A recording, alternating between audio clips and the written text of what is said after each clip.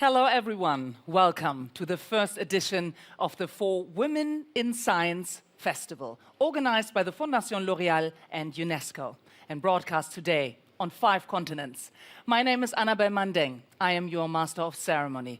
I have the pleasure to have with me Alexandra Palt, Executive Vice President of the Fondation L'Oréal, and Shamila Nair Bedouel, Assistant Director General for Natural Sciences of UNESCO. Alexandra. Thank you, Annabelle.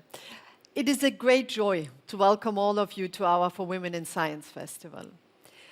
During the COVID-19 pandemic, we have seen how women scientists are essential when needing to respond to existential threats to our health, to society, to the planet.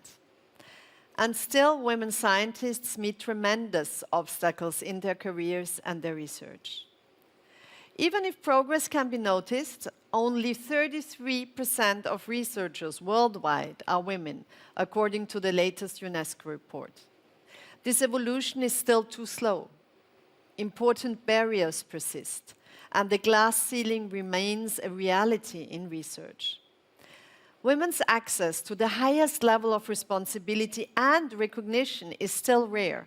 Since the creation of the Nobel Prize in 1901, women represent less than 4% of scientific Nobel Prize winners. The same situation can be seen regarding access to the most cutting-edge areas of research. In artificial intelligence, women make up only 22% of researchers. This is not just a problem for women. This is a problem for research. To be relevant, research has to be inclusive and needs all its talents to be mobilized. This situation is the result of systemic barriers, of unconscious bias, of self-censorship, but also of persistent sexism and discrimination at all stages of women scientists' careers. This is why the Fondation L'Oréal is working with UNESCO to support, promote, and highlight women in science. And with this first edition of the For Women in Science Festival, we also want to celebrate them and to show not only their breakthrough discoveries, but also their resilience. Indeed, Alexandra, gender equality is at the heart of the mandate of UNESCO. The world needs science, and science needs women. And one way of doing this is to showcase exceptional women. And this is what UNESCO and the Fondation L'Oréal have been doing for the past 23 years. We are committed to showcasing exceptional women in science, to make their work and talent more visible, and to inspire younger generations to pursue scientific careers. Women are not only hesitating to choose a scientific career, they're also leaving science for lack of equal opportunity in the workplace. This is one finding of the UNESCO 2021 Science Report. While the pandemic has demonstrated the ingenuity of women researchers, several studies show that female scientists, particularly those with young children and those in early stages of their careers, are hardest hit by the pandemic. We need to change these trends, and we need to do it urgently. We need the models for women and girl scientists, and we need to put the spotlight on critically important scientific work done by female researchers across the world.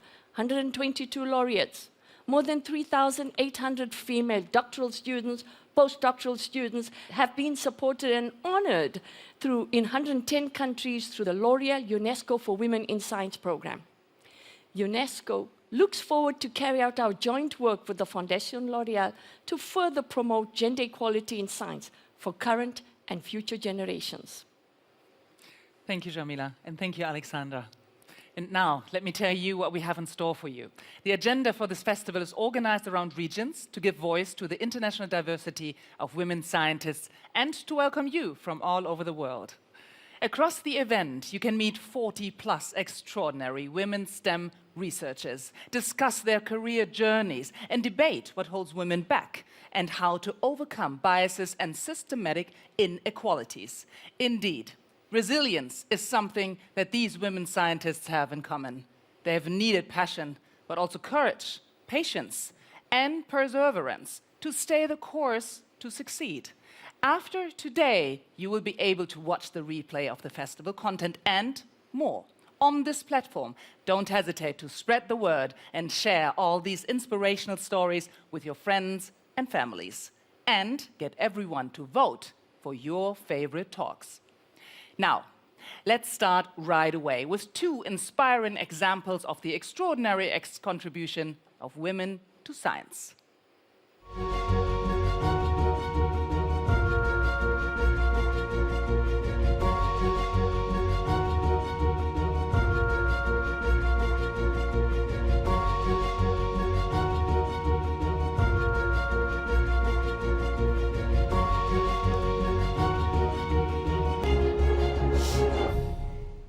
Hello everyone, my name is Nasreen Al Saim. I'm 26 years old and I'm from Sudan. I did my bachelor degree in physics and I hold a master degree in renewable energy. And I just want to start with a very funny and epic story at the same time. So the organizers asked me what I want to call my talk and this speech that I'm giving today. And the only thing I had in mind, what is the most catchy name? But then I realized that it's not only about catchy.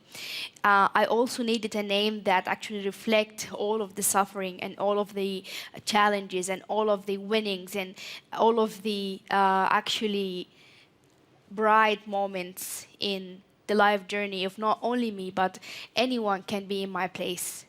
Young, female, scientist. Well, I decided to call it The Climb.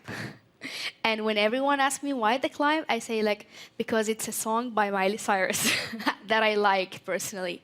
But no, not only this, because when I realized that the climbing process itself is a very hard, very long, and when you reach the top, and I mean by the top of everything, not only the mountain of our life, it feels so good, so true, and you feel that everything you actually passed through, worth it 100%, and the journey you took, you are very proud of it. And let's go back to the journey itself and the climb itself. Well, physically, when you try to climb a mountain, you're actually going against the gravity, which make your journey is even tougher than it is already. And in my case, in many, many other females' cases, this gravity is the community around us, is the small family surrounding us, is the rules, the culture, the legislations in the countries, and everything that actually wants to limit us down where we actually want to go up. Well, this is a story of a small Sudanese young lady who tried to do something different because she believed in it. I will try to give you some context of the story itself. Well, the story started way behind when I discovered that something called politics. And that was happening in 2003, I guess. And someone will ask me, if you are 26, how old are you when you in 2003? I say I was so little, probably in my 2nd grade in the school. But it was so catchy for me because that year, US decided to go to Iraq. So I couldn't understand how a country like US, very far away, have an interest in a country like Iraq, very also far away in the east, and US is very far away in the west.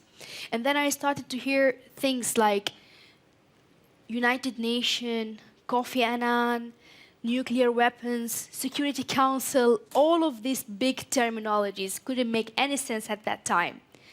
But I think we became scientists because we have this curious about things that never dies and never grow smaller, but it actually grows bigger and bigger every day and every time. And in my educational journey, I've learned more about why countries have interest in other countries, why this country wants to have a relationship with that country. This human, political, geopolitical also movement all of together. But because the curiosity was so big than only the human behavior, I decided to also study and focus on how nature behaves, because I believed, and I still believe, that humans get their behavior, or the very primitive ones, from nature itself. So I decided to do physics. And someone asked me, okay, why did you decide to do physics but not political science? At that time, I thought that I can do political science as an extra work, as an interest, but it's better to do physics as a career. Well, my family didn't agree at all. I come from a community where females must become study something soft, like, for example, computer science, like architecture, like different majors that they feel it's softer than the other. But when I grow up more, I discovered that there is nothing called soft. Every major have their own specialty, their own toughness, and their own challenges. Well, for me, physics was the very wide background, very wide foundation that I can build on it. But it wasn't also for my family. So we start these small challenges very early to decide what to study, how to study it, what to wear, what to think. I mean, our gravity, which is our community, is trying so hard to push us on the direction they just want and set for us. Well, I'm glad I didn't do that, and I'm glad also that bigger number is joining me on not doing this. Well, what else? I remembered my very deep, buried inside interest of political science. So I decided to do both. Because why choosing? I like political science, I also like science. So I discovered on Google something called science diplomacy. And for me, it was the perfect match between science and the political passion I had in mind. And two bigger majors in science diplomacy were actually water, because countries share waters. Every waterfront is shared by more than one country, most likely. The Nile Basin is 11 countries. The Red Sea have 7 countries in sharing the same water. And also climate change, because climate change is a scientific problem that science proved, but because of the high interest, they decided to make it political. And because I come from a community that suffers from both scientific issues and women empowerment issues, and of course climate change, it was the very obvious answer for that. Wasn't it easy? No, it wasn't. Does it worth it? Definitely, definitely worth it. As females, we are actually, not we only can, but we are scientists, we are negotiators, because I'm a climate change negotiators. We're wives. I was just telling them that going to the stage remind me of the wedding rehearsal. We are also mothers, and this is a very important part of our life. And we can do everything, and we can do everything perfectly. Not only that, but I think, I believe, and I know that every challenge we take in a very early life is actually preparing us to a bigger challenge in the future. So my message to every parent who have a female daughter but also a male son, not to cut their wings. Let them grow, let them fly, and you will see wonders coming out of them. Because human beings are creative creatures, and this creativity needs more space. These wings needs more space to actually fly. And the very last, very important thing is science matter. And this is a message to the rest of the world, to all of the world leaders who doesn't care about science, to the Sudanese government that actually give only 0.01% for scientific research in my country, for all of the people outside questioning science. It's there, it's proven, and we can all see the impact of the scientific research. When are we going to see the impact of believing science and working in science, planning according to science, and having policies planned and made and designed on a scientific base? Thank you very much. I'm very glad to be here with you, even honored, and will keep advocating for women in science. Thank you.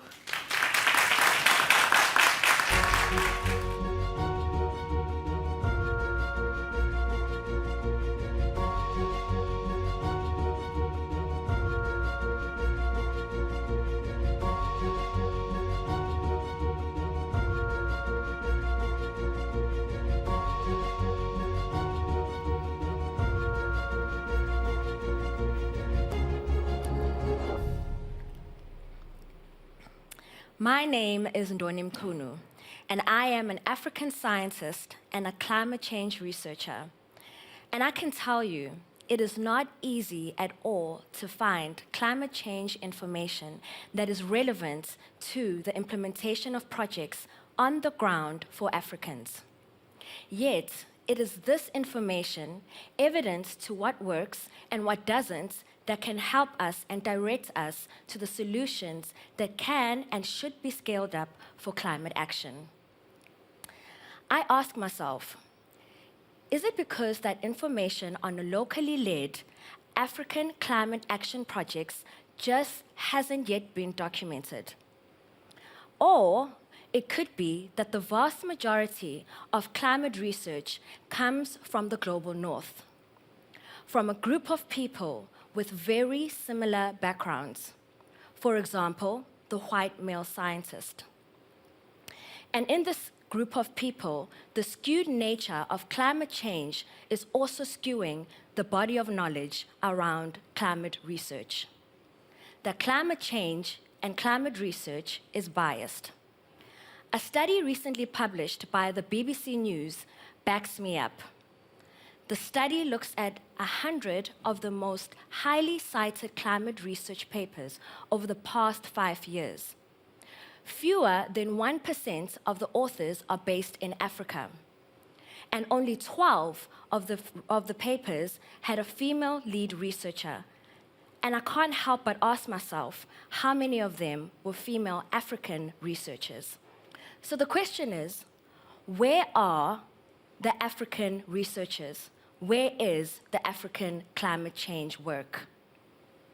The lack of African knowledge is one important reason, in my view, that Africa keeps getting presented by donors and in the media as needing rescuing. In this dominant narrative, others need to come to the continent to help Africans with climate action. Now, don't get me wrong, climate research and climate action are needed in Africa. Like the rest of the world, Africa is warming. And like the rest of the world, Africa and countries in Africa and regions are feeling the impact. Let's take 2019, for example, the third warmest year on record for the African continent. Parts of East Africa, especially Kenya and Somalia, experienced a widespread of flooding and drought. Following this, food insecurity in these countries increased from 2.3 million people in 2018 to 5.2 million in the late 2019. So Africa is highly vulnerable to climate change. The thing is, vulnerability goes hand in hand with effective local action to adapt to climate change. I want to give you 2 examples that are based in Africa of how we can implement projects that are locally led. The first is the Global Mangrove Database and Information Systems, otherwise referred to as GLOMIS. This project looks at creating a database with people, programs, publications, as well as institutions involved with mangroves. This is very important as mangroves serve a very big role in conservation as a carbon sink, as well as in providing livelihoods for rural areas. So this project looked at how it can help to avoid the duplication of research and disseminate worldwide the information stored in the database.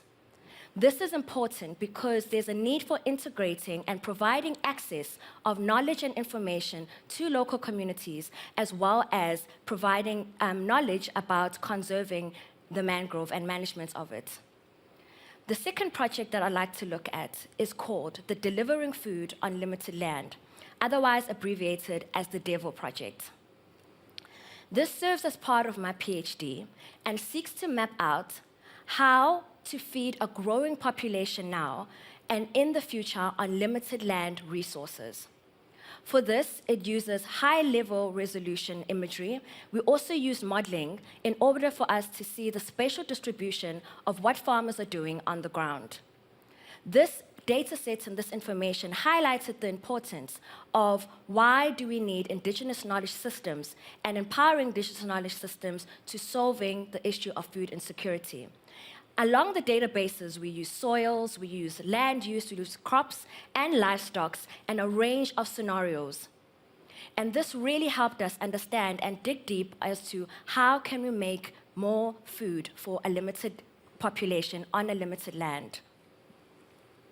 GLOMAS and DEVIL, for the lack of a better acronym, show that there is an African climate research, and it is already producing insights on what works and what doesn't. And it helps to understand how people can survive in climate-changing situations. So how can we create more GLOMAS and more DEVILs, as well as disseminate their learnings? How can we bring power to African climate action? We still struggle in the African context to make systematic observations about climate change, partly because many of the African countries have only sparse meteorological observation networks, and partly because there is a lack of funding. For example, to run computers with models is very expensive, and the investments in this technology will help increase the quality of the research that we put out to the world. And so we need to have better meteorological systems that are developed. But donors can also contribute to regional organizations that are within their local areas that need to be invested in. And so I want to fall into what can we do to make sure that projects can be implemented effectively at local levels and in communities. There are three aspects that I'd like to focus into. I'd like to focus into women and diversity. Inclusion of women. Women tend to have a much less dropout rate than men as they progress through the academia. This is probably due to many reasons. It could be the stereotypes, it could be the sexism, it could also just be the cultural norms that we face as women. This might also prevent them to spending as much time in their sciences, unlike their male counterparts. And so we need to make sure that the voices of women are heard, that there is a lack of voices from the Global South, and there's a lack of, most importantly, women from the Global South when it comes to hampering and discussing issues of climate change.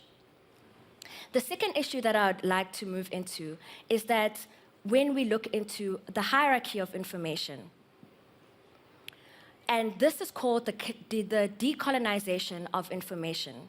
So even when researchers from better off countries seek to collaborate with colleagues from developing countries, their efforts don't always come out well, or it doesn't always end up well. Northern scientists often bring their own grad students from the north, and they tend to view their local partners as more facilitators rather than actual scientists. And this can be done through them focusing on admin and language rather than focusing on the real science. This is called helicopter science, where extracting resources and data from developing nations without any collaboration to local research. Local knowledge needs to be treated as equally relevant and important as peer-reviewed papers. To ensure impact and climate action, where the gap between knowledge and action is reduced, we need to really ask ourselves, who is defining the research question? Funding models need to also have a longer time frame to ensure that the impact is measured accurately. Organizations also need to engage with locals to understand the problem, as well as to understand the solutions and discuss them from the beginning of the research, rather than discussing the results at the end of the project. So in conclusion, I'd like to ask you that even and every time that you read an African story on climate change or an African project, ask yourself, who is telling the story, and from which narrative lens is the story being told? Thank you.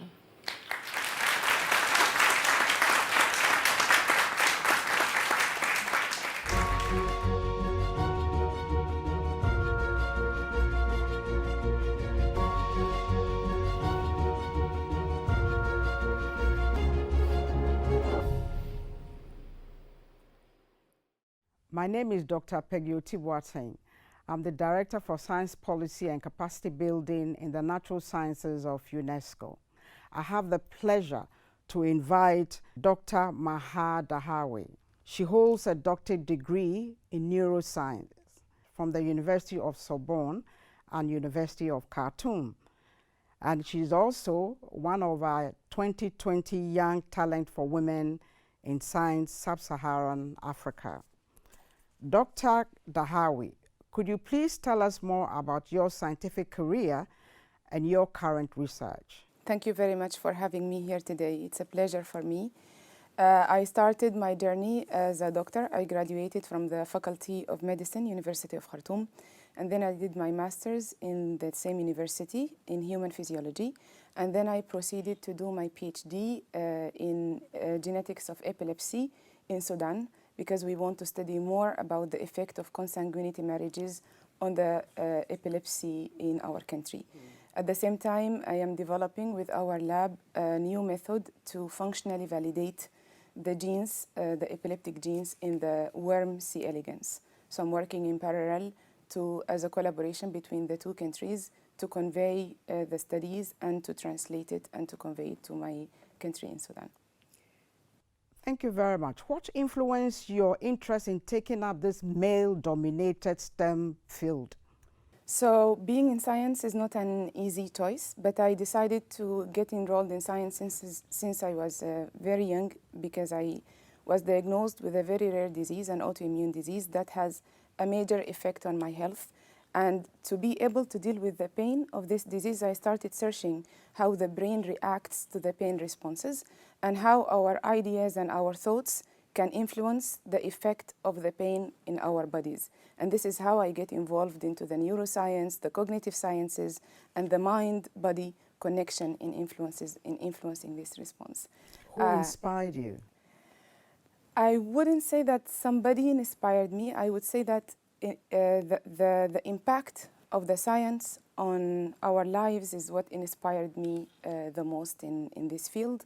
And I want to say that women in science are not a lot. We need to speak up, to have a more influence of women in impacting the science in our communities. And for that, we developed a Pay It Forward notion. It's for women in Sudan. And we wanted to convey this message through this platform. Great, thank you very much. And how has this experience as a woman in science, technology, engineering, mathematics, for short, STEM field, you must have faced some challenges. What are some of these challenges? So what was challenging for me in the beginning was the idea that I came from a different culture, and in the new culture that I am in, people have preconceived ideas of what to expect from women coming from developing countries like us. And to be able to do this, I started communicating about who we are, what we do, what are our motives, and how we can get the difference in cultures as an enriching platform instead of defining it as a difference. We enrich each other by exchanging communications and by exchanging the different cultures we come from. And I saw that people started to respond positively to the initiative of communicating about who we are and what we are doing. And I saw the positive impact of this communication. Yeah, so in a way, communication is very, very important. I think it's vital. We cannot do without. Yeah, in this case, what is your favorite aspect of this male-dominated neuroscience to share with other young people? So I am, as I said, I'm interested in behavioral neuroscience. I would say that I will ask ladies, girls, and women like me to dare. because we think that we need to be perfect before starting anything in our lives, and I think this is not true. We are perfect in our imperfections, and we need just to start, to take the first step, and to go through, and then steps will follow sequentially. And I just ask them to be brave, to follow what they aim for, what their dream is. This is truly what I believe in. Yeah, thank you. You are really inspiration to, all young people, especially women. Thank you. Maha, you were awarded as the Young Talent of the L'Oreal UNESCO for Women in Science, Sub-Saharan Africa. Has this recognition had any impact on your work? It has a huge impact on my work. I would start by saying that through this opportunity, I developed nationally and internationally my network, and by that I was able to convey the message I'm conveying now to different nations around the world, and I can see that people are reacting to the notion by supporting, by communicating, by developing new opportunities for women who will come after me, and this is my goal. I want really women from Africa to have the opportunity I had, and I will take any opportunity to communicate about that to make this happen. Good. Thank you very much, Dr. Dahawi, for sharing your views with us. And I hope it will be an inspiration to many other young women. And also congratulations on your award for the 2020 Young Talent. Thank you very much. It's a pleasure for me to be here. I'm beyond grateful to have this opportunity. Thank you.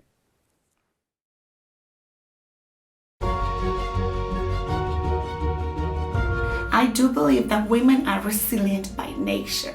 Curiosity, our creativity, and our affinity for collaboration. I like to think of resilience as strength. And when you find something you love and you do something you love, you will find that strength. Being away from my family for nearly 10 years. Female scientists are able to actually move on regardless of the challenges, obstacles. Be resilient, be strong, be a woman in STEM.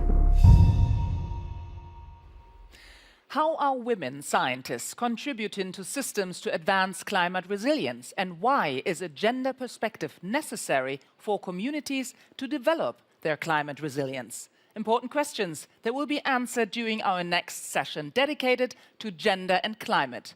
Grow women's leadership.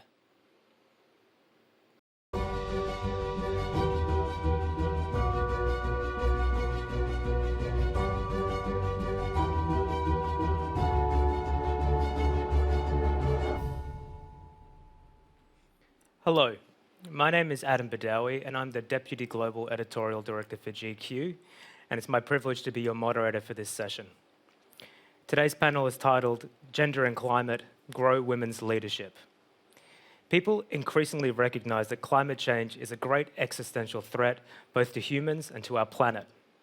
But what is less understood and less frequently discussed is that extreme weather and other climate impacts are also gender problems that disproportionately affect women. Today, we're going to explore the intersectionality of the challenges we collectively face, both in climate change and in gender inequality. Why and how are women more vulnerable to the effects of climate change?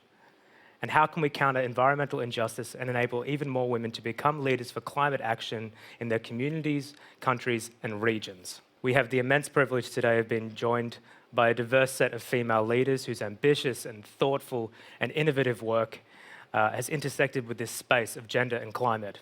They are scientists, they are advocates, they are policymakers, and they are uniquely shaping this important conversation.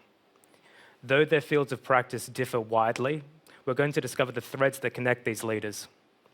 We'll learn from them what the next steps are in empowering more female leaders in climate decision-making. Please join me in welcoming our panel. Her Excellency Professor Judy Wakungu, Ambassador of Kenya to the French Republic, Portugal, Serbia, and Holy See, and the former Kenyan Cabinet Secretary for Environment and Natural Resources. Dr. Emily Choi, a postdoctoral fellow at the Natural Resource Sciences at McGill University. Dr. Sita Coleman-Kamala, President for the Center of PFAS Solutions. Nisreen El-Saim, Chair of the UN Secretary-General Youth Advisory Group on Climate Change, and Professor Catherine Ngila, the Acting Executive Director for the African Academy of Sciences.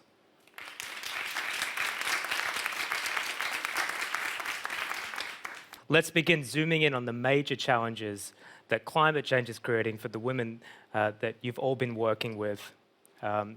Judy, we'll start with you. I mean, you're very, very familiar with this nexus of climate change and gender inequality. You hosted a UNEP conference on gender and the environment in 2014. Yes. How have you seen this relationship between climate and gender evolve? And what role are you playing now to really tackle those challenges? Well, we live in a gendered world, and I think we all know that. We live in a gendered world. From my perspective, which is mostly distinctly African, I would say it even differs from culture to culture, ethnicity to ethnicity, in terms of just how we live in a gendered world. Climate change and the vagaries of climate have affected all of us, both men and women. But when I look with my broadly cultural lens, I say that women are disproportionately affected.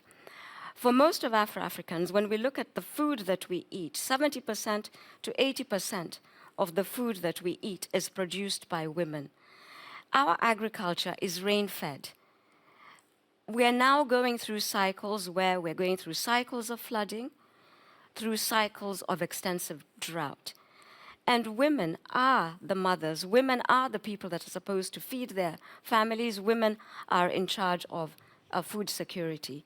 And this is women, whether they're agriculturists or whether they are living in pastoral communities. So the pressure on women to provide food and just enhance their families' livelihoods is truly under a lot of pressure. Let us also not forget that when we produce food, we are relying on the land. Women don't have land rights. We are trying to improve land tenure systems so that women have land rights. But it's improving slowly, but it's a bit too slow for some of us to deal with some of the realities that we deal with. It's a tough struggle, but also we're working, say, with agriculturalists to provide a climate-smart agriculture. Women, of course, are the knowledge holders of our indigenous seeds, which we know during the vagaries of weather fare better than, say, the modern agricultural seeds that are provided. So it's just to give you an example of the fact that we live in a gendered world. It is not equal. Different communities, even in our own country, are being affected differently. But overall, when it comes to what the national government is trying to do, we're trying to provide more access to women in order to have a more equitable society. So many interesting intersections you touched upon there, whether they're economic, agricultural, and also in community leadership that we see from a lot of women. Leadership that is often uncredited or unofficial, but nonetheless extremely real. Emily, your studies of beluga in the Arctic have allowed you to connect with some indigenous communities as well, and those communities have been disproportionately led by women. Can you tell us a little bit more about what your research revealed to you in terms of both climate and gender? First of all, the Arctic is warming at such a rapid rate. Climate change is just heavily impacting the communities in the north. So again, the Arctic is changing very, very rapidly, and the northern communities are feeling the impacts.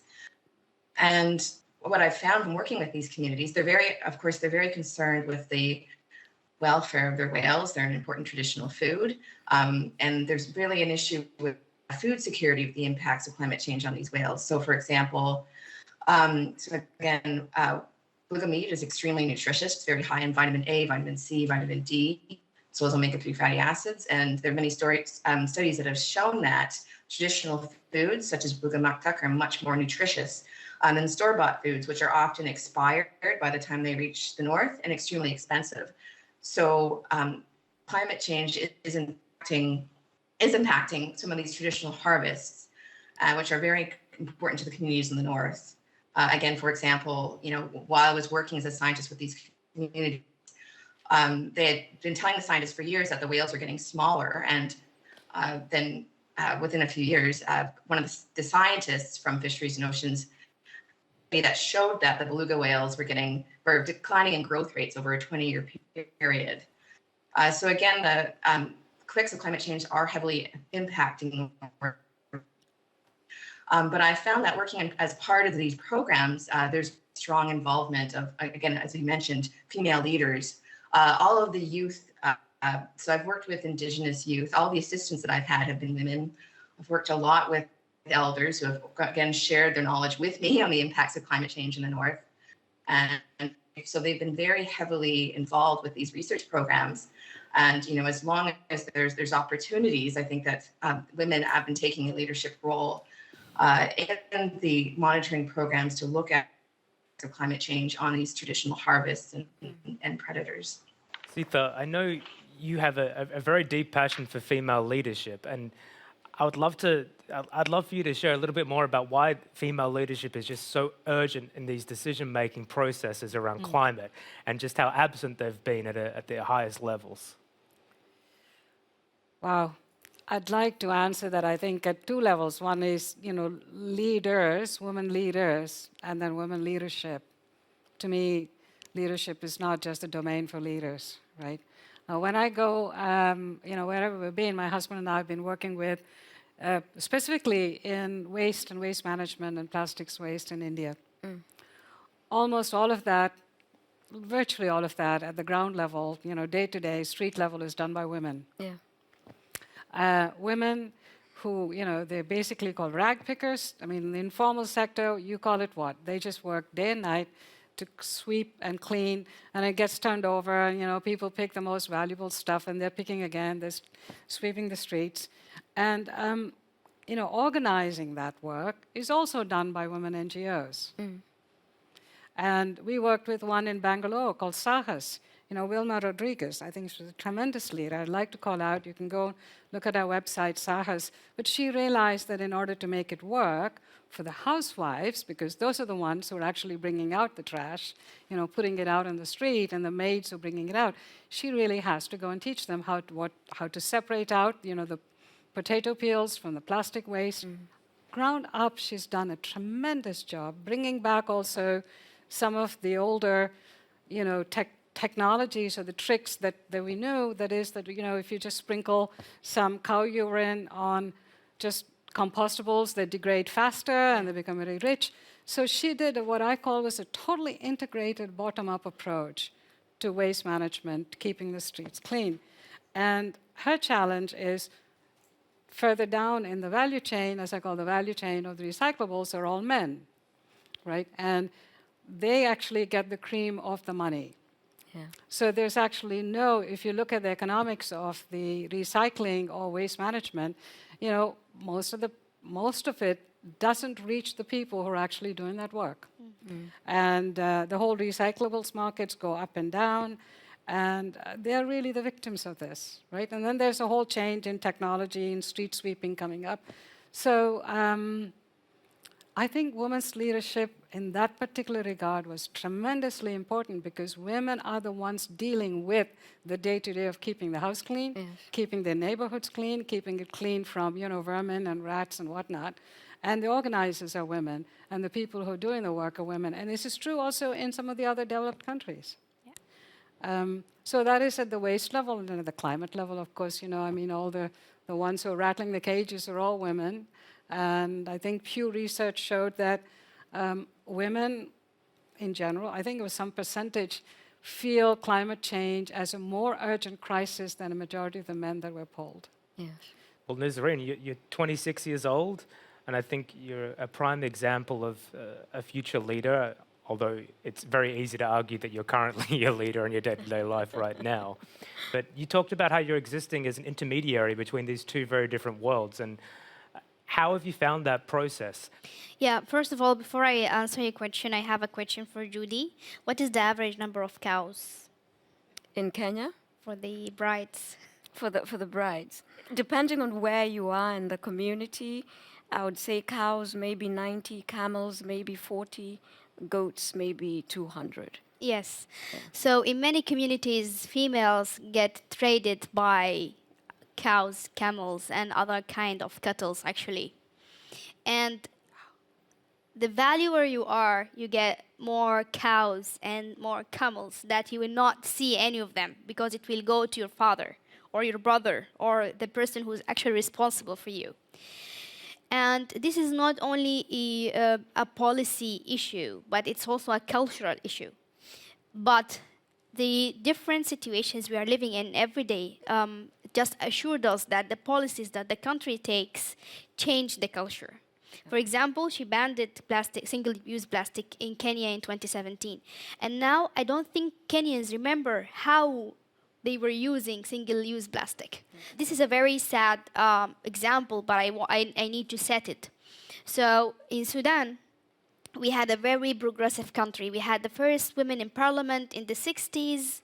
We had equal payment from the 70s. We had maternity leave from the 50s. We had women driving cars from the 50s too. I mean, all of the rights of the women were perfect until we had a government that thought that these are wrong. And now we are fighting for the very basic rights of females after more than 70 years of progressive actions towards females. Sometimes, unfortunately, but sometimes it's fortunate when we have good leaders that understand how complex it is. They can actually influence bigger number, they can influence more, and they have the rule of law, which is something that scientists doesn't have, unfortunately.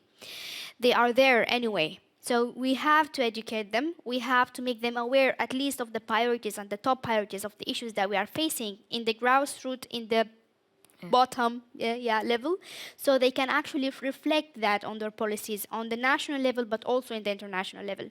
I think every woman that in Sudan that actually walks 4 kilometers a day to access clean water for their family is a woman leader, because it's a long walk I cannot do as a city girl.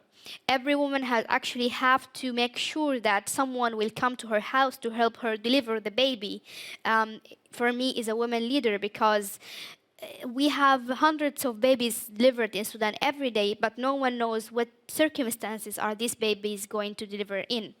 I think females who actually suffer to cook food for their families every day because they are just inhalating all of these vibes coming out of the burning wood or the burning charcoal are leaders, because they die at the age of 30, maximum the age of 35, because they will have lungs problem.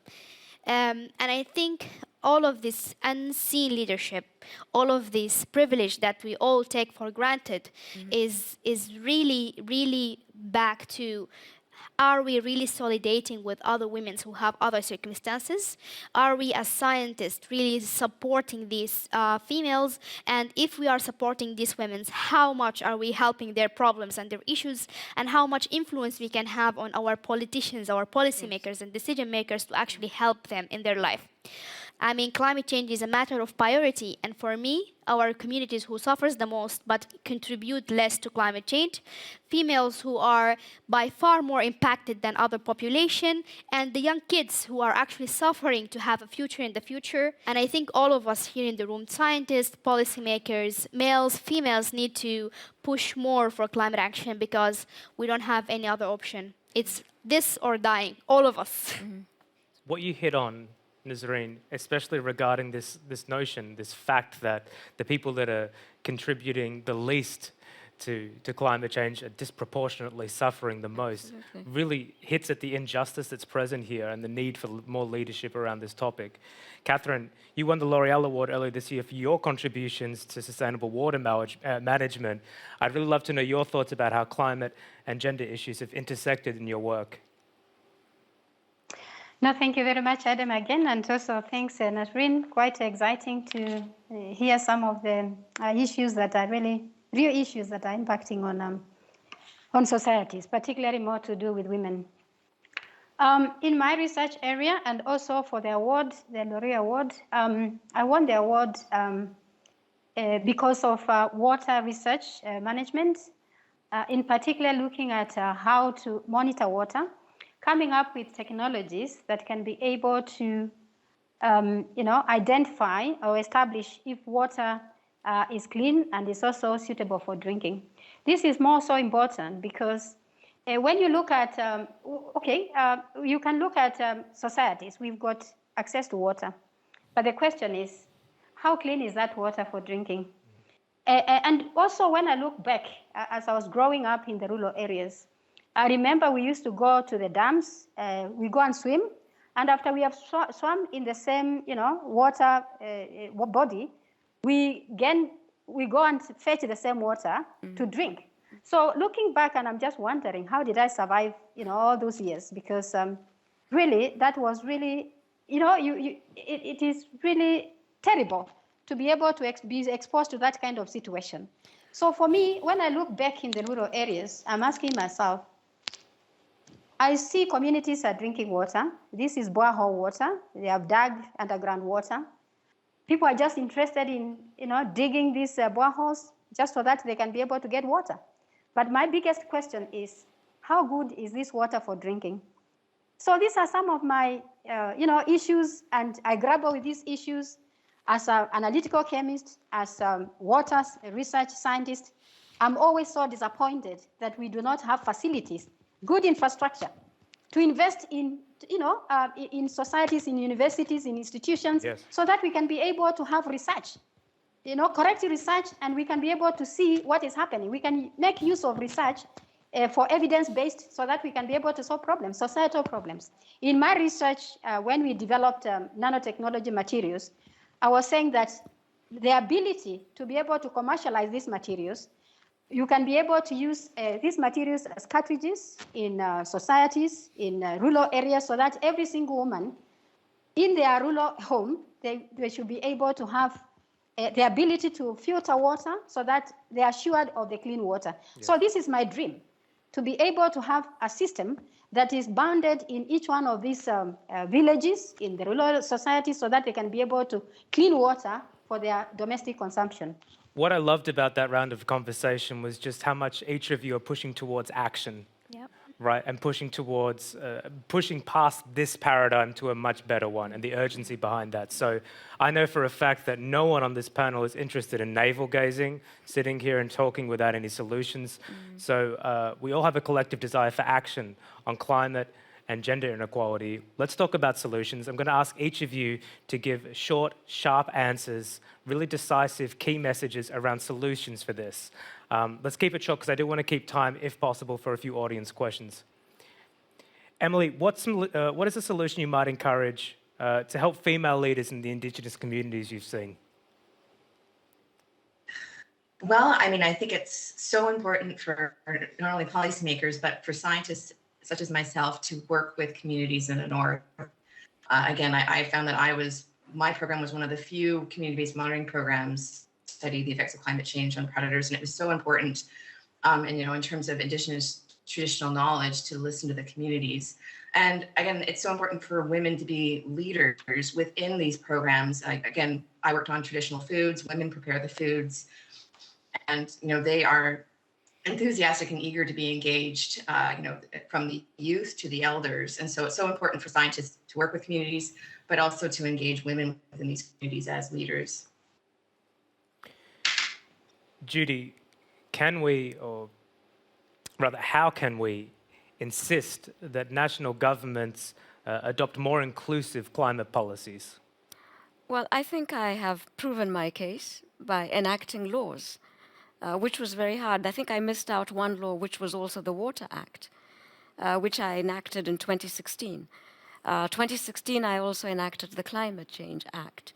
I was the lead author and the lead strategist going into all the COPs, from COP21 up to now. I'm sort of in the background, but I'm still making noise. Going to Glasgow, we must address issues of loss and damage. If we don't address issues of loss and damage, you have heard what the esteemed panelists have said about women's position. Loss and damage has to be addressed.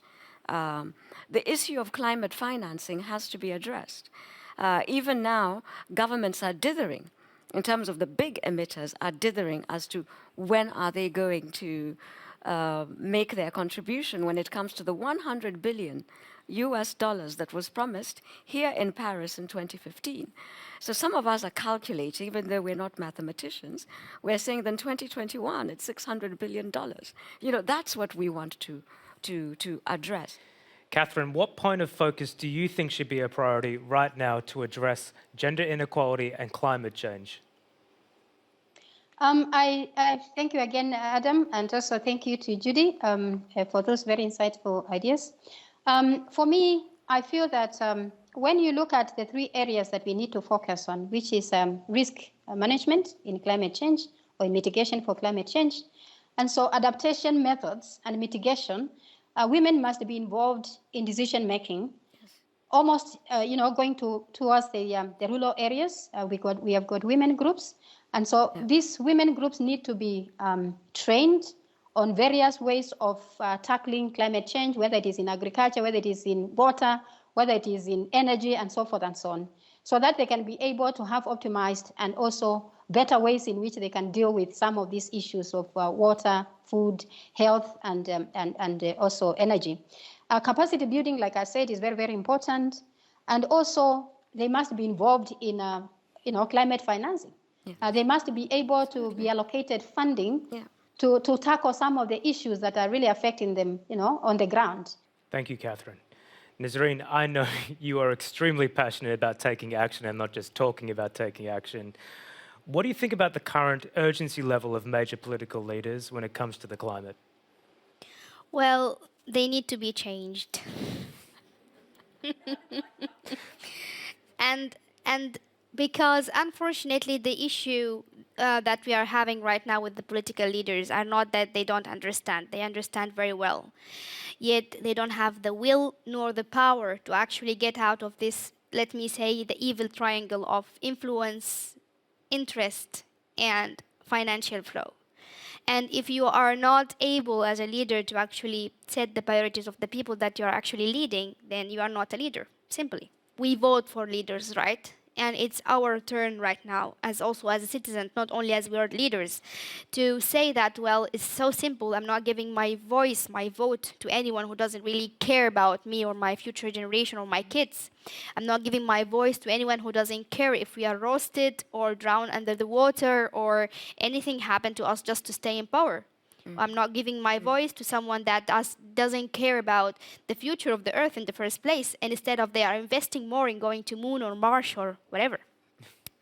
I think the biggest issue, even with the world leaders that we have today, is they lost this communication with people. And sometimes, and I think this is the sometimes that we all say, sometimes, this is the sometimes, radical actions is the only way that we can survive, and radical action is the only way we can actually take things forward.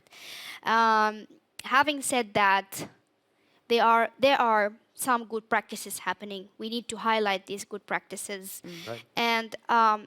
And we need to have more women in the national level so they can go up to the international level. Absolutely. So a change from inside the country needs to happen before us talking about the multilateral era and the multilateral situation and level.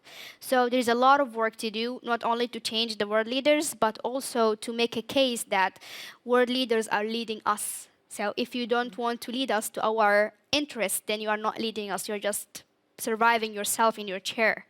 And by making this very clear, I think their chairs will shake and they will start touching the chairs like, okay, now I can do things the right way. And I think this is what we can do, and this is what we are doing right now. Let the chairs shake. Sita, what solution do you think should be a priority right now? I think your question, I was going to question your question, which is the national governments. I don't think national governments can be a solution to climate problems. I really think that we have to go back to hyper-local solutions, which is where the connections to women and women's wisdom, as we're talking about, comes in. When you look at water harvesting, it's really all about, catching the water in catchment areas. It works best. Women used to collect in India. There was a whole wisdom on, rainwater harvesting. That was all hyper-local. So there was a feedback loop to supply and demand, how much water there was. They corrected the demand and the use. So none of this about centrally produced. Nobody knows how much is produced and we overuse. So you really have to go back, I think, to hyperlocal solutions also for energy. If you look at what happens with solar, if you have a solar panel in your house, you're constantly looking to see how much power is going, because it's now, it's now produced by you, right? And then you're actually selling it back to the grid. So it's changing your consumption patterns if you go back to a hyperlocal production of energy and water. And that then brings it back to women, to me. They will be in control. They won't produce excess, they won't consume excess. Yes. I think we have to go back to those kind of solutions. All these national solutions have delays, wastage. A lot of money is wasted by the time the money comes flowing down to the ground. So I would challenge your question. I think stop thinking about national government policies. They ain't going to save us. Full stop. Macro and micro working together. That's just about all that we have time for today, and I hope you'll all agree, for those in our audience and those watching at home, that this was a compelling and urgent and very much an inspiring discussion. To our panelists, I'm so grateful to each of you for your contributions as well as for your continued leadership. Thank you. Audience members, please join me in thanking our phenomenal panelists, Her Excellency Professor Judy Wakhungu, Dr. Emily Choi, Dr. Sitha Coleman-Kamala, Nazreen Al-Saim, and Professor Catherine Ngila. Thank you so very much. Appreciate you. Thank you.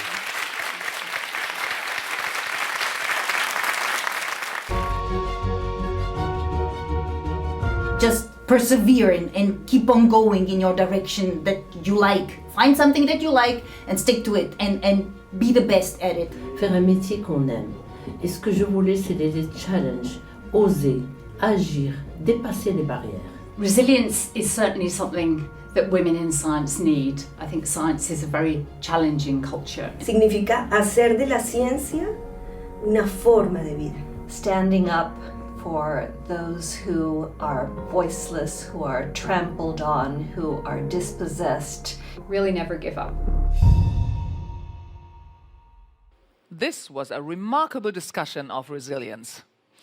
As a role model for a science policy career, we have next Her Excellency Professor Judy Wakhungu, Ambassador of Kenya to the French Republic, Portugal, Serbia, and Holy See. And to speak for advancing women in science in the Arab world, Dr. Nazek El Attab.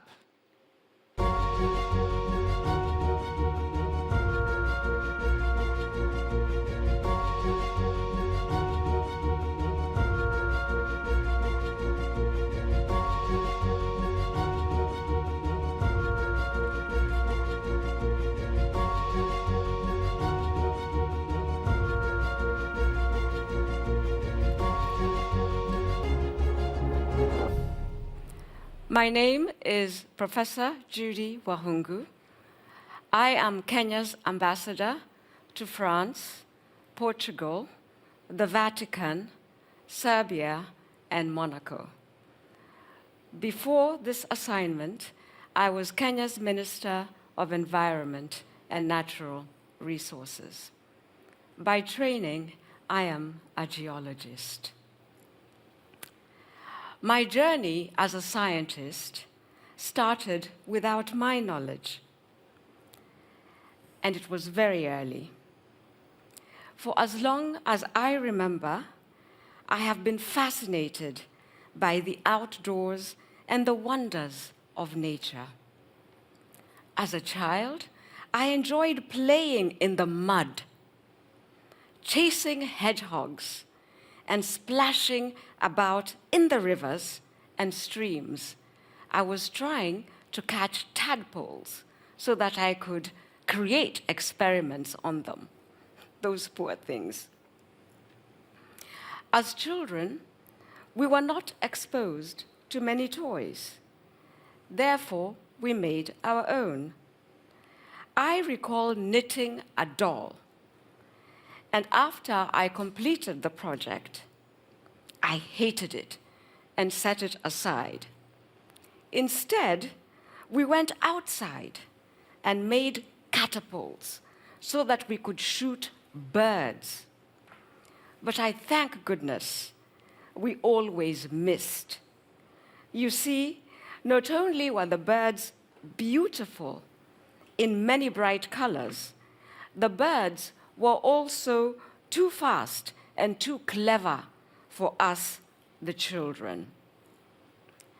To create adventure and become explorers, we run away from home to hike through the forest and to scale the biggest rocks and biggest boulders that we could discover. Along the way, we picked fruits and berries and would even cook our own food using homemade appliances. Looking back, that food must have been horrible. But we enjoyed it because we cooked it ourselves with improvised recipes. You know, those days, life was simple. Life was good. At school, we studied all subjects and were expected to excel in all of them. I fared well in most, but I didn't enjoy history, as I found it too subjective at that time. For example, I didn't understand how the history of Africa could be explained to me in 100 pages. As a child, I believed that my own life was worth more than 100 pages. I therefore gravitated towards nature study, as it included field trips to the national parks, to waterfalls, to oceans, and to lakes. We even camped outside and slept in tents. It was so exhilarating that nothing was static. Everything was dynamic. As we were completing high school and focusing on our career paths, we discussed our options with our families, our teachers, and classmates. Interestingly, in a cohort of about 60 at a girls' high school, we were evenly split between those that were keen on STEM and those that were interested in other fields. At the undergraduate level, I chose to major in geology. At the university, I was the only Black woman in a male-dominated department. Coming from a very cushioned educational background, it was the first time that I experienced both overt and covert discrimination due to my color and my gender. 2 professors took me under their wing, and a few students also played their role in shielding me and making me feel included. After graduating, I joined the government of Kenya and was assigned to the Geothermal Exploration Unit. I was the first woman, and I had to cope with the usual barriers. But being determined, I managed. I moved on to pursue studies in geology with a focus on micropaleontology and biostratigraphic applications for petroleum exploration. The number of women was about 15%, and I was the only Black person. I completed my studies as fast as possible and returned home to join an excellent team of geologists. Again, I was the only woman. To cut a very long story short, I went on to pursue my doctorate in energy resources management, and then I joined academia. I delved and immersed myself in teaching, research, and outreach. Along the way, I was increasingly called upon by governments, by multilateral organizations, philanthropies, and a variety of institutions to provide policy advice on energy, on environment, science, technology, higher education, agriculture, and so on. The dearth of women's perspectives was apparent.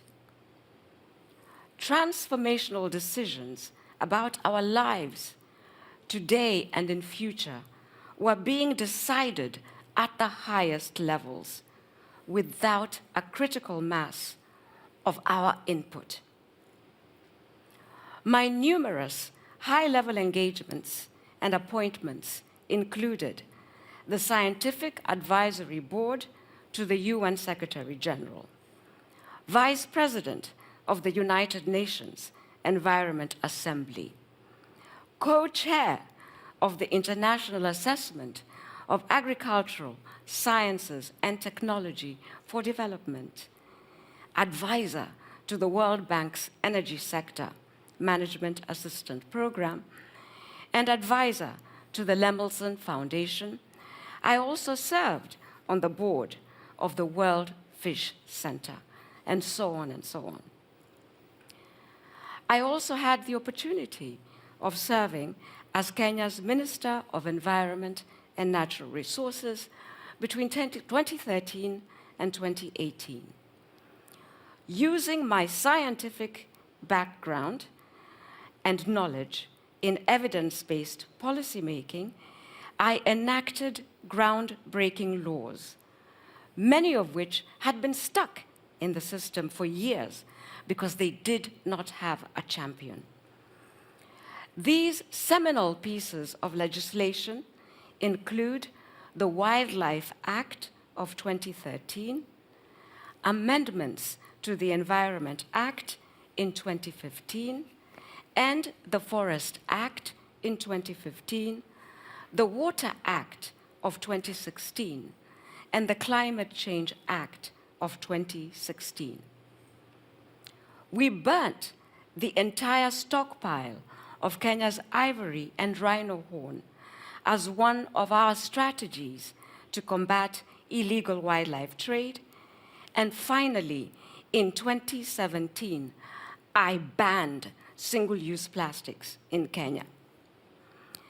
And lest I forget, the Kenya Waste Management Bill is on the way, and many other regulations that I championed.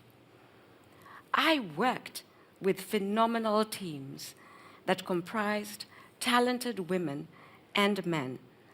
Together, we left a legacy of the strategic power of STEM in policymaking and public service.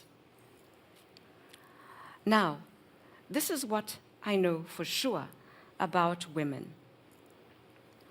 Women have a distinct perspective and expertise that contributes to science, technology, engineering, and mathematics. Due to our tenacity, resilience, brilliance, and the value of our contribution continues to be recognized in all spheres. These spheres range from astronomy, artificial intelligence, aeronautics, biochemistry, bioengineering, chemical engineering, genetics, geology, hydrology, molecular biology, robotics, and all disciplines in STEM. The truth of the matter is that we are faring differently in each discipline, and this also varies by country. The gender paradox in STEM in various countries has yielded surprising results. We have achieved parity in some and not so in others, where we are still lagging very far behind. Our resilience and mentors have allowed us to make our contribution, but we must continue to pave the way for others to follow, if that is their aspiration. I played my part running a Women in Sciences and Engineering Institute. We addressed the entire continuum of why there was a glaring dearth of women and girls in STEM. Why were the attrition rates of women and girls in the entire STEM pipeline very high at each successive stage, so that by the time the top echelons are reached, the number of women is low? This is referred to as the leaky pipeline. Our work was conducted from both a research and program development perspective. The program aspects included engaging with students from secondary school and giving them an opportunity of meeting women in STEM from industry, the private sector, research and academia, and so on. The women essentially served as role models for the young women students to encourage them and show them the ropes. At the undergraduate, graduate, and postdoc and faculty levels, the work focused on improving the climate for women while reducing discriminatory practices. It is important to note that women are disproportionately denied credit for their work. They disproportionately face sexual harassment, and in some fields, they are often treated as though they don't belong. And yet, if women drop out, we lose half of the best brains in science, technology, engineering, and mathematics. Allow me to conclude by conveying that in future, the labor workforce will continue to be highly skilled, and STEM is a critical component and driver of this trend.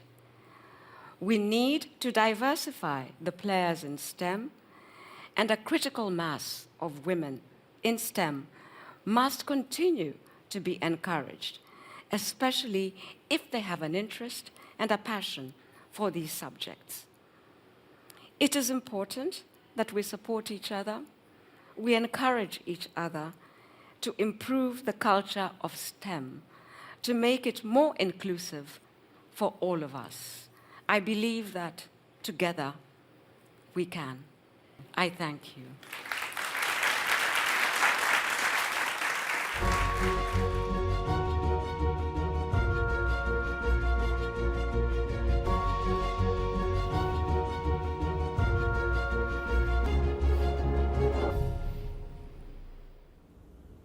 I'm Nazik Atab, an assistant professor of electrical and computer engineering at King Abdullah University of Science and Technology in Saudi Arabia, and working in the field of nanotechnology.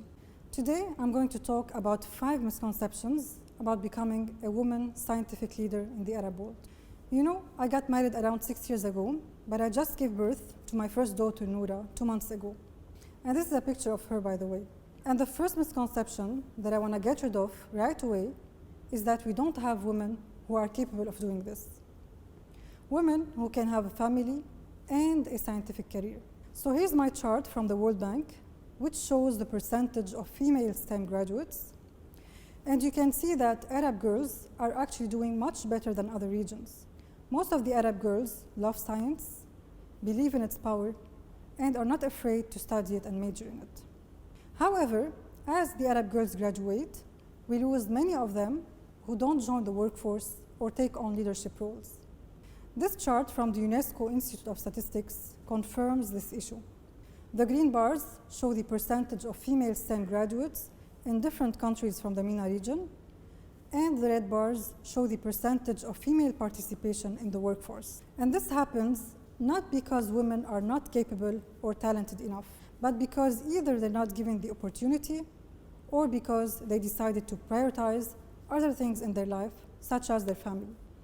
In fact, according to the World Bank, 13 of the 15 countries with the lowest rate of female participation in the workforce are in the Arab world. Now, this can be due to various challenges, which also vary from one country to another within the Middle East and Africa region, ranging from cultural to social and familial pressures. Now, moving forward, this issue is hopefully expected to diminish. Many Arab governments have recently made women's participation in the workforce a priority, and thus are empowering them and facilitating their work via various rules and laws. Another misconception number 2, that I would like to clear, is that successful scientists knew what they wanted to do since the beginning, perhaps even since high school. That is not true, and we actually never knew what we wanted to do early on. So let me tell you a little bit about my personal career path so far.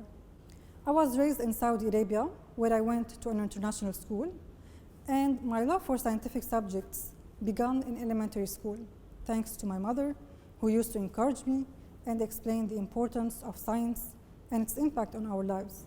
This instilled in me an intrinsic motivation to learn these subjects.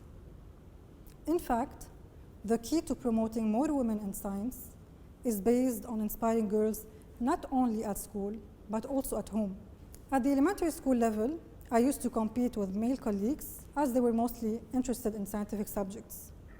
Then, during secondary school, I moved to Lebanon and decided to study the general sciences track, which is focused on physics and math. And to my surprise, all of my classmates were females, with not even a single male. Well, the reason was because I went to the Saint Joseph de l'Apparition School, which was a girls-only school. In fact, I also used to believe in the first misconception that I just mentioned. Next, when I wanted to do my undergraduate studies, I didn't really know what major to select at the beginning. I just knew that I wanted to do engineering because I liked math and physics, but I didn't know which engineering major to choose. So my parents told me to select computer and communications engineering, as they believe that this major is more female-friendly and it is easier for a woman to secure a job in computing. Certainly easier than other engineering fields like mechanical and civil engineering, where most people, including my parents, think that you need physical strength, which women might lack. So I followed my parents' advice and majored in CCE, and indeed, the largest number of female engineering students at my undergraduate university were also majoring in CCE, most probably for the same reasons and following the same parental advice. However, as I started taking courses, I found out that I didn't really like computer and communications engineering. It was not really motivating me, even though I was getting high grades, straight A's with a scholarship. This realization led me to start taking elective courses from other majors in order to figure out what really draws my interest. And it was because of the inspiring Introduction to Nanotechnology elective course that I decided to shift majors and study microsystems engineering during my master's and PhD in the United Arab Emirates. I'm glad about this change. It enabled me to win several rewards and to make a contribution to the world's technological advances. This brings me to the third misconception, which is you can be considered as successful and as a potential leader in a given STEM field if you get high grades and scholarships or fellowships. That is not the case. The correct answer is passion. You have to be passionate about what you do to be able to become a leader in that field instead of remaining as a follower. In fact, doing research in STEM fields is not easy. In many cases, or in most of the cases, our experiments fail. Thus, if we are not really intrinsically motivated and passionate about what we're doing, we would give up the moment our first experiment fails. But passion lets us walk extra miles. Thus, my advice is don't be afraid of the change. It's never too late to change, and always go for what you're passionate about. Now you might ask, how do I know what I'm passionate about? How do I select my research topic? Well, of course, you have to read and learn about different topics and understand their importance and their impact on your life, and see what really moves you, and then just do it. Misconception number 4 is when we think of failing experiments as the output of a failing scientist, and most often a failing female scientist. And believe me, this is not just related to science and technology. Unfortunately, in most of the Arab world, if not most of the whole world, failure is most often associated with females. Even when there's a car accident, people would say the driver must be a woman. First of all, failure is not related to the gender of the person. And second of all, we should look at failure from a different perspective, as a learning opportunity. So when an experiment fails, it means that you're working on something that hasn't been done in the past. And you're about to discover something new, something exciting. Yes, research in the STEM fields requires hard work, but it is worth it. Being able to develop novel and creative devices and contribute to making the human's life easier, healthier, safer, and more productive feels very rewarding to me. And this has been the main motivation behind my career progress from a postdoc to a research scientist and currently an assistant professor of electrical and computer engineering at KAUST in Saudi Arabia. The final misconception, misconception number 5, that I would like to talk about, is that you can achieve work-life balance if you have good time management skills. Well, I'm not sure work-life balance exists in our field, especially for a mom, but I believe in priorities. Everyone has their own, and based on them, we have to manage our time accordingly. And it's perfectly fine. Again, STEM jobs require hard work, but they are worth it. Moving forward, our unprecedented times demand creative solutions. This includes women who make up half of the world's population and who can make a difference.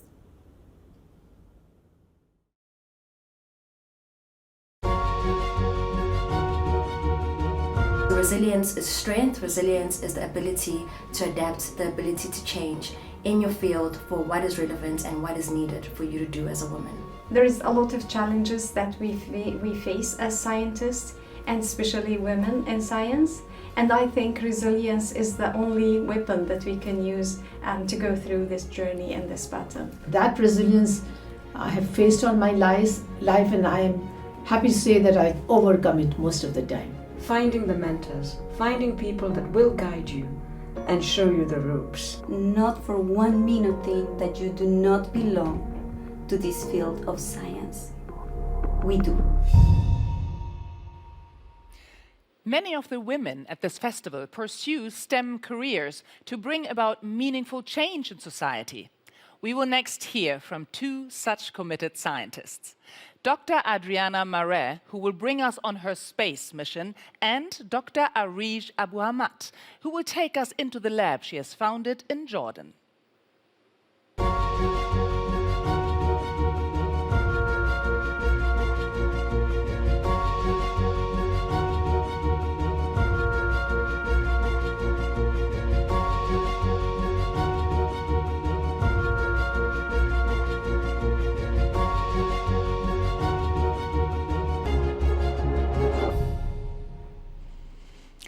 Hello, everyone. It's a great pleasure to be sharing with you here today.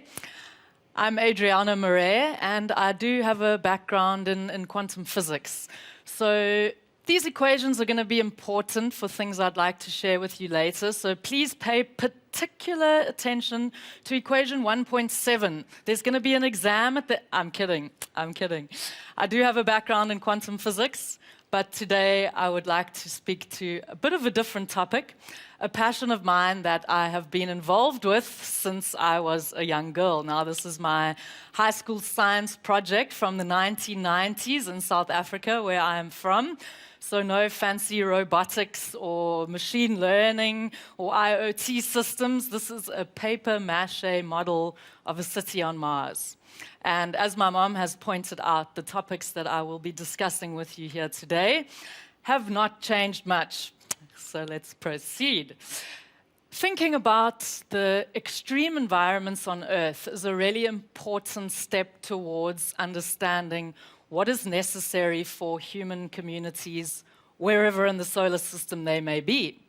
And while during the pandemic, many industries have been brought to their knees, the space industry has not been one of those, and we have seen massive and exciting developments with 3 missions arriving on Mars this year, and plans to return to the moon are underway, perhaps as early as 2024. So with these extreme environments beyond Earth in mind, what can we do while we are on Earth to start to collect data, to understand both the technological aspects, but also, critically, the community aspects for what will be required of us? Not only to explore beyond Earth, which will be the most exciting adventure in the history of humanity, and I believe we will be around to participate in this era. But importantly also, there are parallels between the kinds of mindsets and the kinds of technologies that we need to explore beyond Earth with the kinds of developments that we have to see happening on Earth. Now, I established an organization called Proudly Human in 2019, and a video says it better than I could, so let's play the application video, which I'm really happy that we launched in February this year. Let's watch the video. I want to go to Mars because, to me, the allure of the unknown has always felt far more powerful than the comfort of the known. Thank you for your attention. Proudly Human's Off-World project is a series of habitation experiments in the most extreme environments on the planet to prepare for life on the Moon, Mars and beyond, and to improve standards of living on Earth. During each experiment of several months, a carefully selected team will arrive in an isolated location, build infrastructure from scratch, run projects, and live as a community while participating in making a documentary series. Do you have the right stuff? We are looking for resilient people with diverse expertise, a passion for adventure, and a story to tell. Apply now to join our off-world community. When we allow ourselves to dream, when we believe in our dreams, and more importantly, when we take active steps towards achieving those dreams, that it becomes possible to create a proudly human future, whatever planet we're on. Thank you very much. So this was the application video, and I encourage you for the next few minutes of my talk to think about what your project proposal might look like. So let's talk in a bit more detail about what are the necessary technologies to live in extreme environments, and perhaps you're not a scientist, perhaps you're not into technology. What contribution does each human, each community member have the possibility to contribute to such a community? So let's think about living in extreme environments. In fact, let's think about living anywhere. There are 4 categories of resources that are essential wherever humans are living. These are power, water, food, and communication systems. And I think during these last uncertain 2 years, we have learned just how important these 4 things are to be a functional member of this increasingly technological-driven society that we are a part of. So I haven't mentioned shelter, because in fact all of these resources would be included under the roof that would provide protection from an unbreathable atmosphere on Mars, but is also, of course, a requirement for living on Earth. Now, today I'm not going to go into so much detail on the solar-powered technologies, the production of biofuel from organic waste, the wind turbines to supplement this power, the water systems, whether we're extracting water from the atmosphere in the desert or from the sand on the surface of Mars, how we are managing this wastewater in an extremely efficient way with respect to power usage so that this water can be used back into agricultural systems, which are indoor precision setups so that we can produce the most nutritious food with the least amounts of resources in the shortest amounts of time, all the way through to the communication systems, which could include heart rate monitors, IoT devices, and satellite communications to share this data. I'm not going to go into any more detail on those systems because I think we realize that these technologies exist. And the next step is to understand how we can manage such resource systems. And blockchain could provide a really exciting way to have a ledger a record, a distributed recording of how resources are utilized and transferred back into resources, because when we are in extreme environments, the word waste should have very little meaning. So in this time of uncertainty, I think it's been great to reflect and to be grateful. And thinking on these categories of resources, living on the planet Earth, we should be grateful that our existence on this planet is made possible by the availability naturally of these resources. But as we go forward, we will need to develop cultures, mechanisms, resource management systems that enable us to use these resources more efficiently. Because we are blessed to have power from the sun, which enables the liquid water on the surface of our planet, which is the source and the resource for all known living systems. Our planet is unique in terms of hosting liquid water on its surface in the solar system.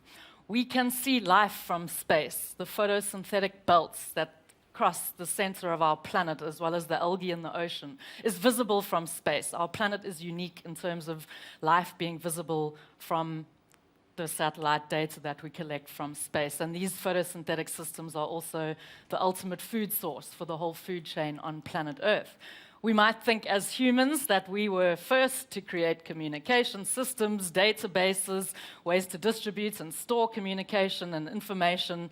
However, nature got there first, and this molecule that we are beginning to understand more and more about shows us the unity of life on Earth, that all living systems containing this DNA molecule are in fact one big terrestrial Earth life family. And this is the information carrier that transfers information from one generation to another, enabling us to continue life on this planet. So these are the naturally occurring resources that are fundamental for life on Earth, but how well are we managing these resource systems? Our increasingly growing population of humans, our culture of consumerism is having an impact on the planet on a global scale. The pandemic, extreme weather events as a result of climate change are predicted outcomes of our expansive industry impacting our life support system. How good are we at managing resources? This is a critical question, whether we are thinking about our future on Earth or, very excitingly, our expansion to even more extreme environments beyond Earth. So thinking about these things is what I've been doing for most of my life, but doing these things is what's coming next. And whether you are thinking about contributing perhaps scientifically or technologically to a community in an extreme environment, whether that's in the community where you live, or perhaps you might think of applying to the Off-World Project, we need to put these thoughts into action. So we will kick off the Off-World Project next year in a desert environment where managing water is the central, crucial aspect of the project. And we've chosen Namibia, being a next-door neighbor country to South Africa, where I've been able to travel to do location scouts. And this is the kind of technological setup that we will consider: the shelter, the power, the water, the food, and the communication systems that will enable us not only to live in the extremity of the desert, but to manage our water successfully, to be a functional and thriving research community with communication systems and computing capability. We will arrive in a region with no infrastructure, bringing these technologies in vehicles and set up camp from scratch. That will be part one. Next, we go under the ocean, and next we go to Antarctica for the winter. But that's another story for another day. So whether you are thinking of applying, whether you'd like to spend the winter in Antarctica or perhaps leave the planet on an adventure one day, or whether you are very happy to watch this from home, because we are making a documentary series. So for those of you with your feet firmly on the ground, we'd like to be able to share the learnings from these communities with the planet, and perhaps people and others. But I'd like to remind you, in case you are not so adventurous to want to leave the planet, that we are already in space. We are traveling around the sun at a startling rate, receiving our energy from our star and accessing our resources that are, in fact, produced in space by supernova events and other phenomenon. In space, we're in space, right? And this is a beautiful quote by Marshall McLuhan. indicating that whether we are volunteering to go on some adventures or whether we are working hard to improve the state of affairs in our communities, in our countries, on our planets. In fact, we all have a responsibility, we all have a role to play. This is a fascinating era that we're living in, but also a time for reflection. And I believe we need to look into ourselves and assess what does it mean to be human. And for me, this is to be curious, this is to be creative, this is to be compassionate. And if we all embrace our humanity and learn from history, but also have dreams and have visions for the future, then we can all collaborate together to create a future that we can be proud of, whatever planet we're on. Thank you very much.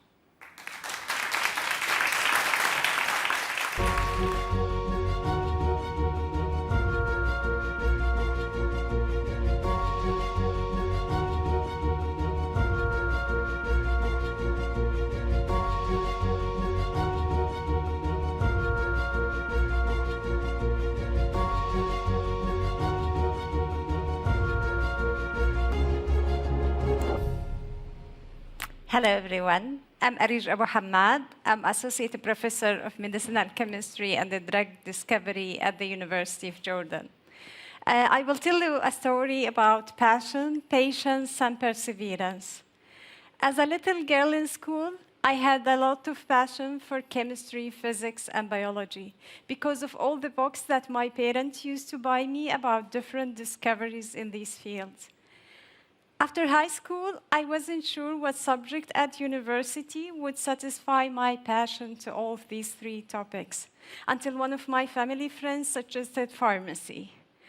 And at university, I was inspired by my female professors, and I got very interested about drugs and how they are made. So I graduated from my bachelor's degree determined to become a professor. Here, I started a journey of patience and perseverance. It took perseverance to get a scholarship to study masters in computer-based drug discovery. People don't have easy access to postgraduate education in Jordan, and my family didn't want me to study abroad on my own. They thought it will be difficult for me to be accepted and respected because I wear headscarf. So I virtually identified potential drug molecules during my master's, but wanted to test them in real life. For this, I needed to get proteins, which my university couldn't afford. I persevered. I sent 100 emails asking for a sample to test the drugs I had identified. And from this, one replied. And from this, I managed to do my test and get published twice. It took patience to convince my family that it's okay to study abroad on my own, this time successfully. I got a scholarship to do a PhD, and I got acceptance from one of the top universities in the world to do a PhD in drug discovery and protein crystallography. And that was at Oxford University, where I spent amazing 4 years exploring science and learning about new cultures. And guess what? I was okay, and I was accepted, and I was respected, despite of my headscarf. Drug discovery itself needs a lot of patience and perseverance. Our bodies are made of proteins. And most of the drugs we use act to modify or correct the functions of these proteins. So to find the new drugs, we usually need to know the structures of these proteins. And to reveal these structures, we need to get them crystallized. But proteins have very complex structures, and they don't usually crystallize easily. They are difficult to crystallize. My lab had been trying to crystallize one protein for over 15 years. After trying every possible method, including using bits of my hair, I managed to grow this crystal. Just a week after submitting my thesis and using an unusual method.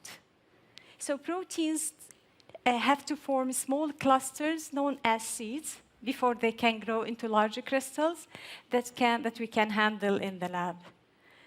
And we don't understand yet what is the method behind this, or what is the mechanism behind this process. And therefore, protein crystallization is more of an art than a science. One way to enhance the process is to provide seeds from a very similar protein to induce the crystallization process. I used seeds that are not similar to the protein, and my colleagues thought that I was wasting my time while having to focus on my viva and submitting my thesis. During this journey, I grew new passions for protein crystallography and structural biology. When I finished my PhD, I had to go back to Jordan to work for the university that funded my study. And back in Jordan, I was determined to establish the first protein crystallography laboratory. So back in Jordan, I had a very big challenge that would take me longer to solve than crystallizing the mystery. And again, my story of patience and perseverance continues. There was no lab for me, and nobody else in my country, in Jordan, did research in this field. So I had to go and I had to build the lab, and I mean literally build the lab. I had to go out, I had to raise money, and I had to convince the government to support my project. I took every possible opportunity to talk to people about protein crystallography and to get them interested. And I had to go and scrounge supplies from around the university to get the walls built. And I'm happy to do that because now, after 8 years of finishing my PhD, I have my own small laboratory where I can enjoy science and where I can allow young students, in particular female students, who can't travel abroad for science or for work or study. So they can enjoy science in Jordan, and they can also get access to new technologies. I managed to grow protein crystals for the first time in Jordan, and I was even able to support the students in Africa develop their drug research projects. And I have the pleasure of presenting my work to scientists in conferences all around the world. I will leave you with what I have learned from my journey. To succeed, you don't need to be extraordinary. Actually, you don't need to be anything but yourself. All you need is just to grow your passions and to walk patiently toward your dreams. Don't worry of how old you are or what you have already accomplished. And don't resist your circumstances, but work on changing them. Thank you very much.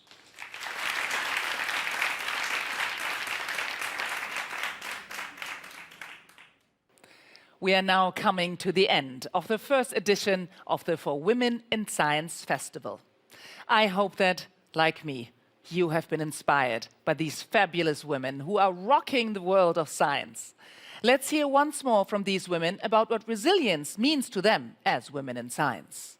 Then I'll meet you again to conclude the festival with an interview between Audrey Azoulay, Director General of the United Nations Educational, Scientific and Cultural Organizations, and Jean-Paul Agon, Chairman of the Fondation L'Oréal. Resilience is about being more like Avengers. It is kind of a superpower. It's something that we need to fight all of the difficulties that we find in our way. Women have so much power when they have the opportunity. Resilience is to be able to do all what we can to pursue our dream. Following your dream, following your passion. Not pay attention to criticism. Do not focus on what other people think about you, but what you think about yourself. Our For Women in Science journey brings us back to those who graciously brought us together, UNESCO and the Fondation L'Oréal. I now have the pleasure to have with me Madame Audrey Azoulay, the Director General of the United Nations Educational, Scientific and Cultural Organization, UNESCO, and also Monsieur Jean-Paul Agon, the President of the Fondation L'Oréal. Welcome. Thank you. Thank you. Madame Azoulay, UNESCO celebrated its 75th anniversary recently, and science was one of the highlights. So it seems now, for the first For Women in Science festival, science seems to be quite high on the political agenda, and it is also squarely in the public's eye. So how do you see the UNESCO contribution to science, and especially to women in science, which is called for by the 30 women scientists that are taking the stage today? First, it's a pleasure to participate in this festival because the issues we are going to talk about and the issues raised by these women are structural, are fundamental. So here at UNESCO, you mentioned we've celebrated our 75th anniversary, and the science, the S in UNESCO, has always been at the core of the mandate. UNESCO was built and was imagined during the war, and with this idea that we needed science to build peace, we needed international cooperation in science, and also we needed to take more into account the social impact of science, and today I would say its ethical impact. And this has led to many initiatives of UNESCO in science during this history in terms of international cooperation on ocean science, on biodiversity, on major infrastructure like the CERN in Europe for nuclear research, or the SESAMI in the Middle East, things like that. But what we see today, and you were right to mention that science is very high on the agenda, is that most of the challenges we face need scientific response to deal with them. It's the case for, of course, the climate disruption, the loss of biodiversity, also the ethical impact of big data, of technology in our world. And for all this, we need more investment in science. And our number shows that there is not enough investment in science. But not only do we need more investment in science, we need a more inclusive science, and we need more women participation in science. And here again, the numbers are very bad. Despite all our efforts, today, when you look at the number of the proportion of women among researchers, it's only a third, more or less. And this number is not increasing really, despite all our efforts. When you look at also the scientists, the professionals in the field of AI or of big data, it's around 20% only, 2022. And when you look at the composition of the academia, the scientific academia around the world, it's around 10%. So we have a real deficit of women in science, and we work here to try and to lift the barriers that still prevent women participation in science. We do it through education in the programs, or to facilitate education for girls in STEM. And we do it for now, 23 years with L'Oréal in a fantastic program that promotes women in science by giving more visibility to exceptional female scientists, but also to support young researchers in their field across the globe. So we combine our strength, those of L'Oréal and those of UNESCO, our networks, to encourage women into scientific careers. And this is something I think which is very important, and that we do across all our activities to try and have this gender equality dimension in everything we do. In science, it's very much needed. It's also needed in our normative instrument in science. We are discussing now in UNESCO an open science recommendation. The gender dimension is very important. Also another one on the ethics of artificial intelligence.